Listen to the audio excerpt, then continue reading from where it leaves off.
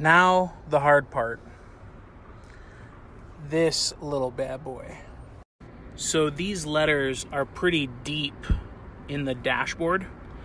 So getting vinyl in there is kind of tough. So I'm using the wet method. So the trick to the wet method is soapy water. So I just took a bottle, spray bottle, put some water in it, and put a couple of drops of organic dish soap in there. So I'm using both hands to actually apply the decal, but to give you an idea, I use masking tape to get the decal off of the paper that it comes on. Then I use tweezers. I hold the little decal while I use the spray bottle to spray.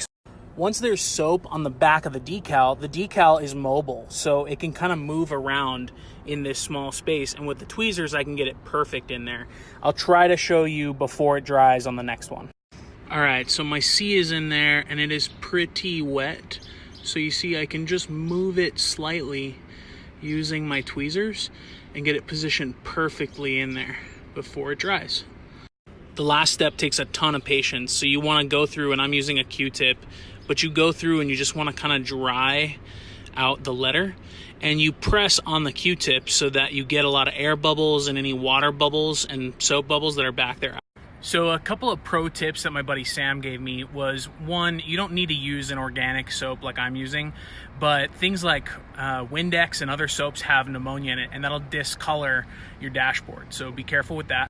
So pro tip number 2 on the decal dash install, although you may be using a Q-tip to do the drying, the other end, if you take off the fuzzy stuff, works perfectly to like really press in the fine areas. I don't know if you guys can see that. Doing these types of modifications to your truck can sometimes cause a high level of anxiety. So my recommendation, sometimes you just need to suck it up and send it. And we're done. Now, if you're ever riding in my truck, you'll know you're not in a Jeep, you're not in a 4Runner, you're not in a Raptor, you're in a Tacoma. If you're interested in more build videos or cooler trucks than mine, or a couple of dudes doing really awesome things, check out our channel, Wasatch Overland. Thanks, guys.